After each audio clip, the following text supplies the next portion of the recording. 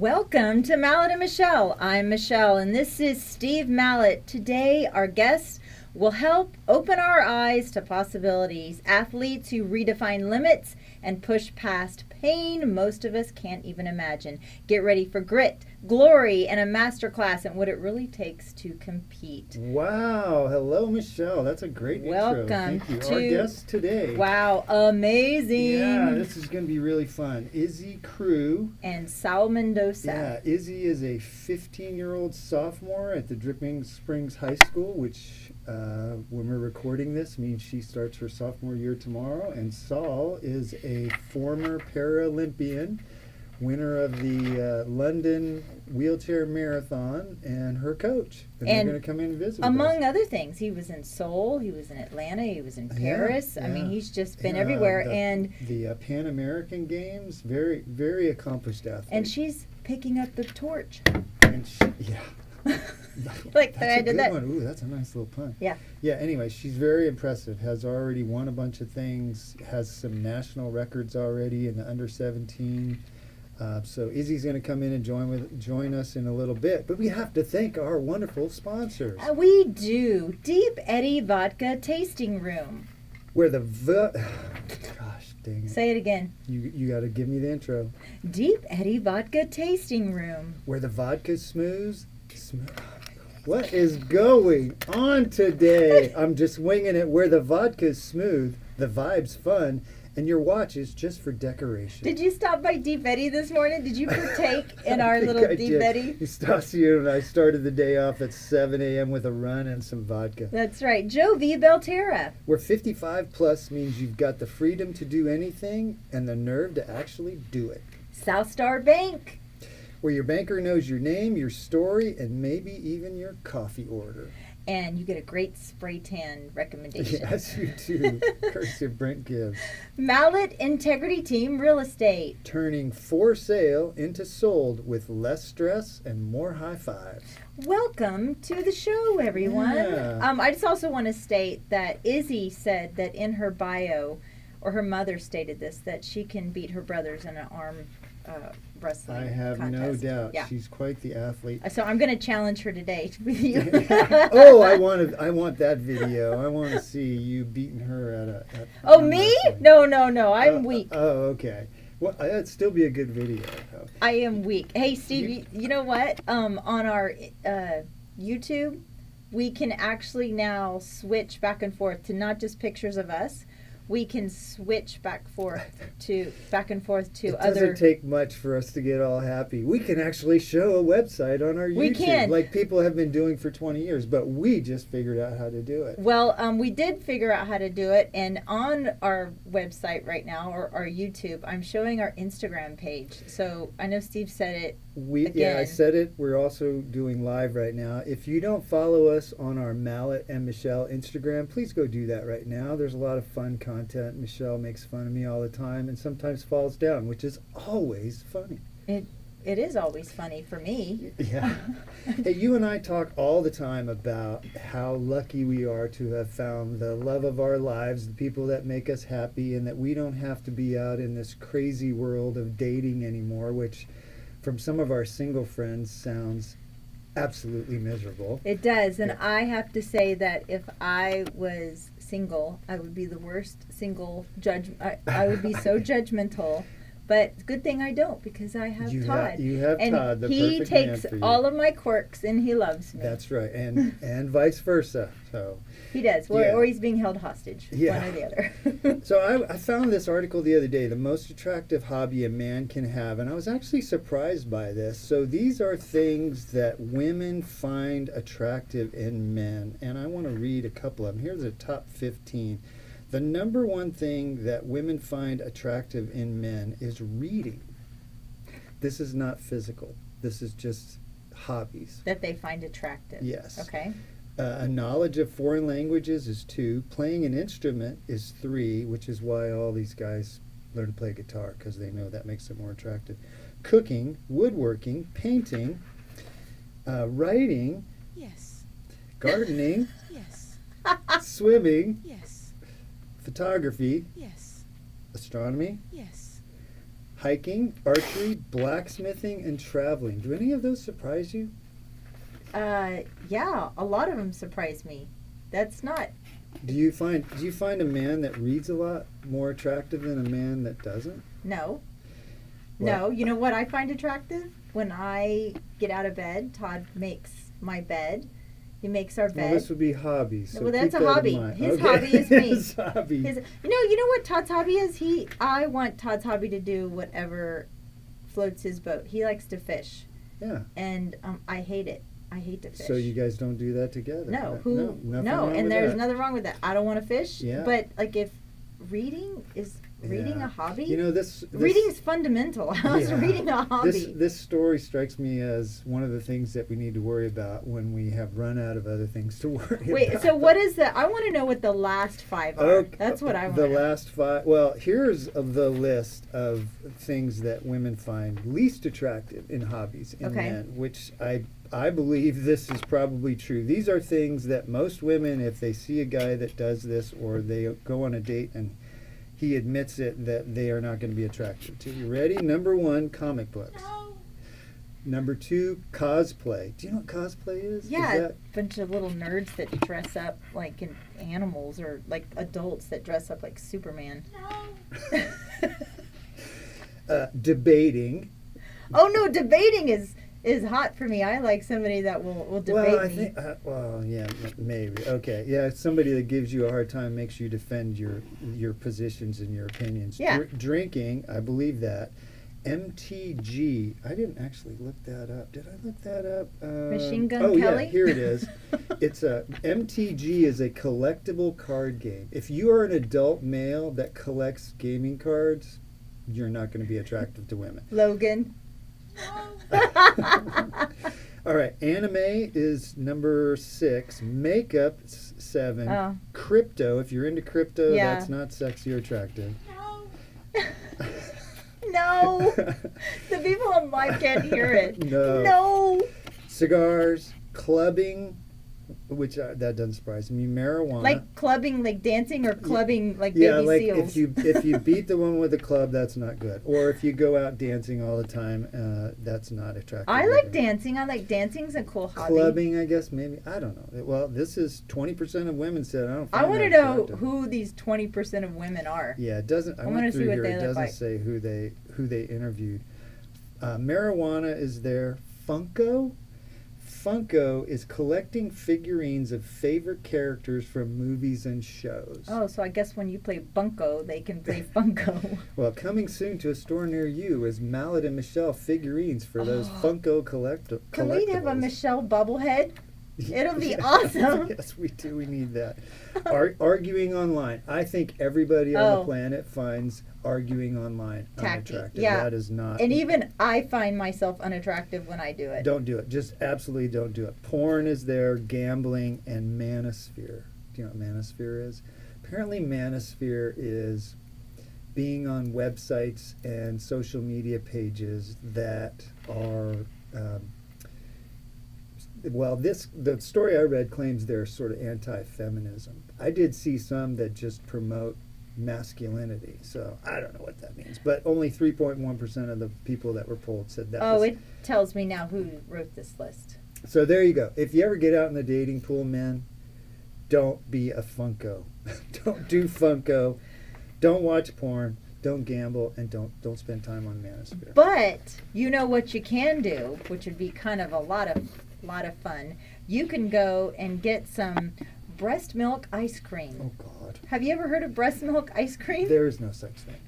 I don't. It is. It's by Frida, the company called Frida, and it is. It's a company known for baby products, and this ice cream is made from milk, heavy cream, skim milk powder, egg yolks, sugar, honey, fruit juice, and liposomal bovine colostrum.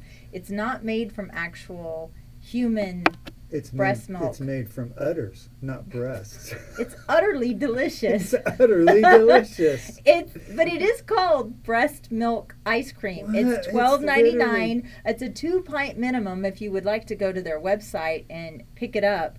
I don't know. It says our ice cream is lightly sweet with a A little salty, You know with what? hints of honey and a dash of colostrum. You know what I imagine? I imagine some guy sitting at home in his bathtub in his Sydney Sweeney bath, using his Sydney Sweeney soap with essence of Sydney Sweeney's bath, drinking his Frida breast milk ice cream. Well, it says, while it's not actually made with human milk, we think our recipe tastes pretty close to the real deal. Because Rocky Road is not good enough. What is the deal? I don't know. This was just one of those funny things I ran across, and I was like, it cracked me up where it said it has a sweet and salty flavor. That describes me perfectly. Breast milk Michelle. Breast milk Michelle. Hey, it's better than my bath water. So we were trying to pawn off last week. Yes, So available yeah. for $9.99 on Amazon today. actually, this is $12.99, and you must get a 2-pint minimum. So I don't know. Does it come with sprinkles? Hopefully it does. Oh wait, let's see what the calorie intake of breast milk ice cream is. Oh, it's 280 calories per serving. There you go. Yeah, I'm just gonna pass. Okay, I'm well, just gonna pass. I don't know. It's I weird. think Bluebell has some pretty good ice cream. Bluebell has I some don't pretty. really get to eat ice cream that much, but I think I'd go with Bluebell before I Yeah. go with breast Okay. milk Well, ice cream. we'll get back to our normally regularly scheduled program. Yes. Hey, we've been talking a lot about the flooding and flooding relief for the victims of the flood out in Kerrville, the Hill Country, and in North Travis. And the last count that I've seen was 117 people lost their lives in that flood. 117 Texans lost their lives.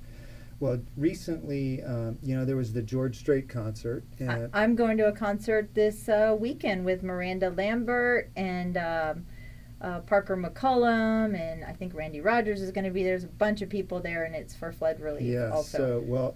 George Strait had a concert on July 27th, and he invited some other country music celebrities, Ray Benson.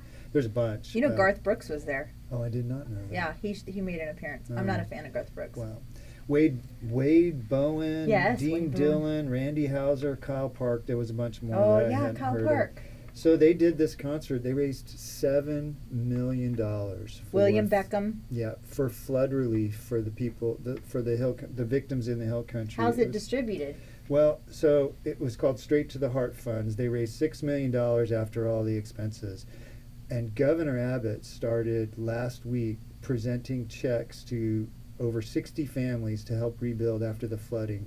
Those checks were $25,000. From that particular concert? From that concert. And the idea to do it, I guess Governor Abbott and George Strait are friends. Yeah. So Governor Abbott called up George Strait and said, hey, you know what, there's these people are hurting, what can we do? And they together they hatched this idea to come up with this concert. And they had hoped to raise $5 million. They blew that number out. And it was a small venue too. It was very small venue. Kind of an invite only. Was not $5,000, I think, a ticket or a table. I can't remember. Yeah, but the demand to attend it was through the roof. So, for me, that's another example of why Texas is the best state in the country. It's the people here come out to help people that are in need. Anytime anything happens, there's no hesitation. People belly up to the bar and say, how can I help? They bypassed all of the bureaucracy, I think, also. Yeah, so and, more checks are going to be coming, and the 60 checks for $25,000 that Governor Abbott handed out the other day is just the start of that.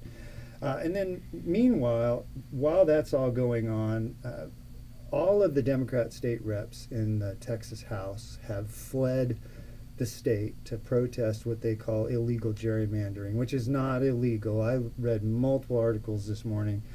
The Texas legislature can redraw the districts anytime they want. It's not typically done at this time, but it is not illegal. But what's being held up with that, there's some bills that are being proposed that are in direct response to the flooding, and a couple of them that are not now being discussed at all. Mandate flood evacuation plans for flood-prone campgrounds.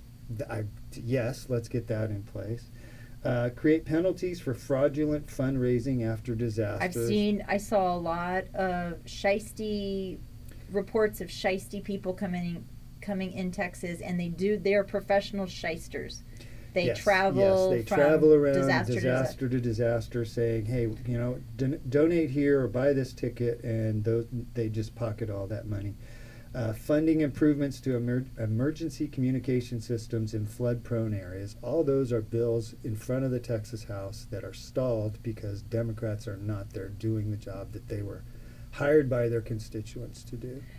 I have to say, in regards to all this fundraising that's going on, it makes me very skeptical when donating to anything anymore, because especially with what's going on in California and the Palisades, and how Governor Newsom was shown to have taken millions and millions of dollars.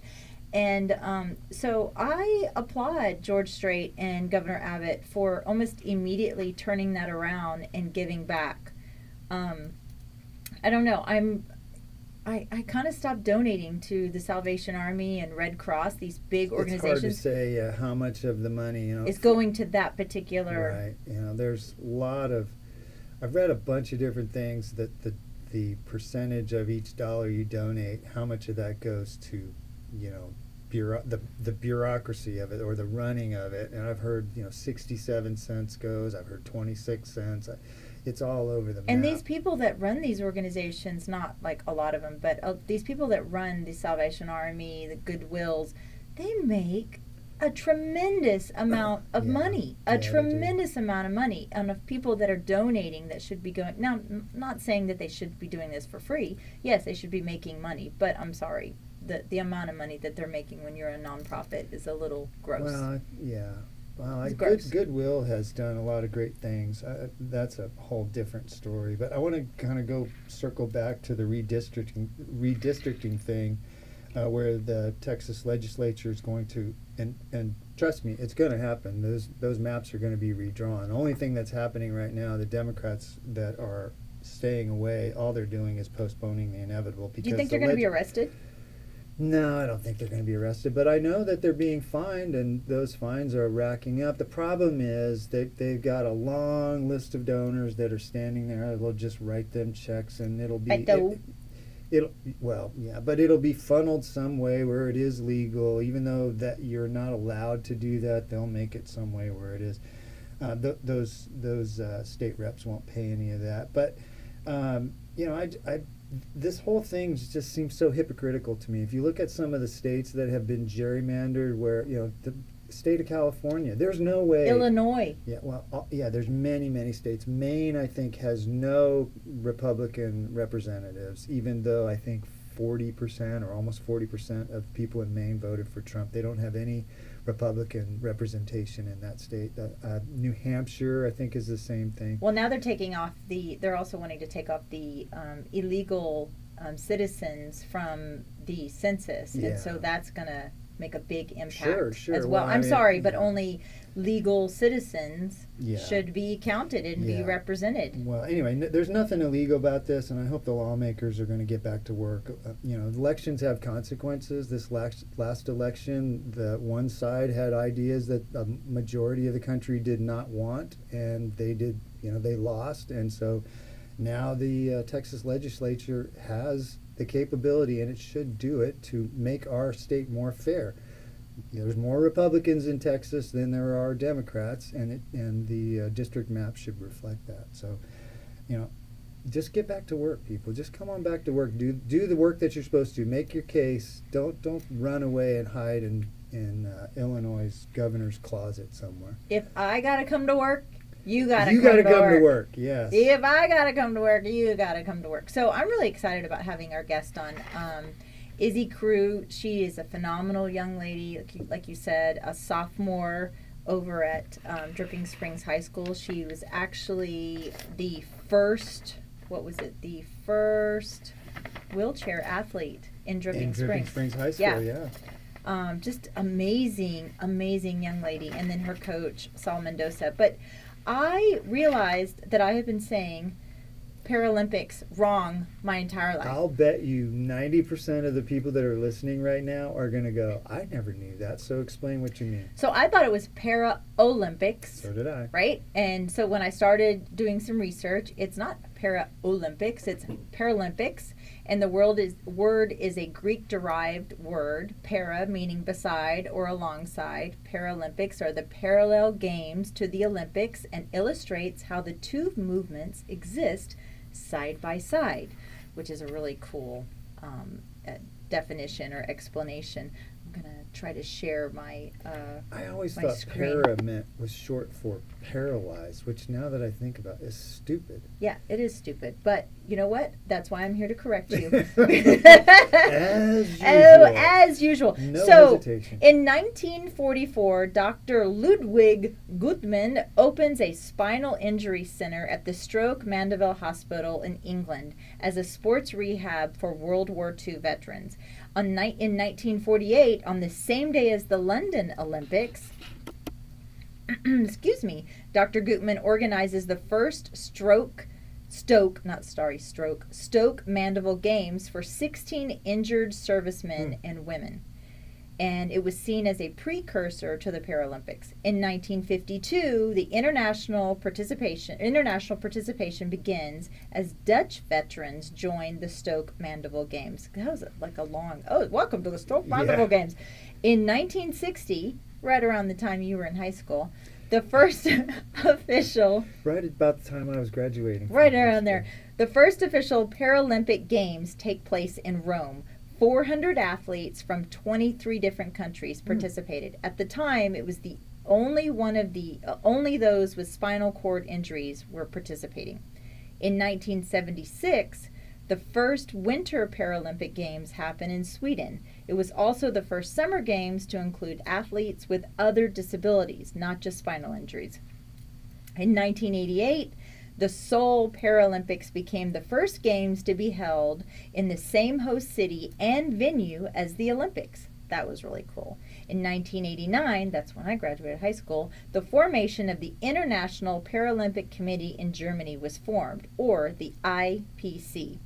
In 2001, the IPC and the IOC, which is the International Olympic Committee, signed an agreement saying that the Paralympics will always be held right after the Olympics in the same city. In the same venue, right? In the same city, yeah. Okay. In 2012, the London Games set records in terms of audience, participation, and awareness. And in 2021, the Tokyo 2020 Paralympics, that one was delayed because of COVID. It hosted over 4,400 athletes from 162 countries, the most ever. And then we had the Paris Olympics. But I thought, it would be cool. Having Izzy on, she is what they consider an athletics Olympian. Okay. And so here's some of the games that people can participate in the Paralympics: archery, badminton, football. Nope, not that football. Soccer. There is blind. I'm looking at the list. Blind football. Yeah. Bocce, canoeing, climbing, cycling. Here's wheelchair fencing, wheelchair basketball, table tennis. You throw me off when you do this. Rowing, taekwondo, triathlon, basketball, tennis, rugby, and then the athletics, which is all of the track and field kind of aspect of it. And then in the winter we have the skiing. I don't know how to say this. Biathlon. So that would be cross country skiing and shooting if it's the winter. Ice hockey, snowboarding, curling, and cross country skiing. It was something different, but so cool. There's so many different avenues. There's so many different sports.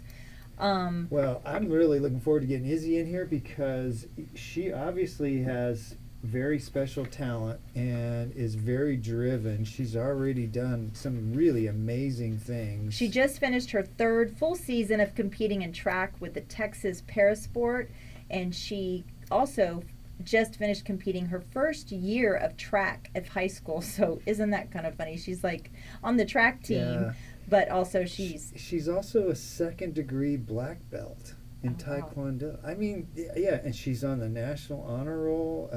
Is that what I read? The She national- currently holds the national records for U17 in the 17. I'm sorry, the 1500 and which is the mile, and the 5,000, which is basically 3 miles. And she just got back from USA Track and Fields National in Oregon, where she won bronze in the 5,000 meter and the 1,500 meter. And she also just got internationally classified and competed in Mexico, Switzerland, and Paris this summer against She's already Paralympics. traveled more than you and me, and she's 15 years She old. has more stamps on her passport than I do. I'm going to start hanging out with Izzy. Well, and her coach, Sal Mendoza, who is a fantastic athlete by himself, is also going to join us. So we're going to take a little break, and we'll be right back with Izzy Crew and Sal Mendoza. Thank you, everybody. Appreciate you. We always like when you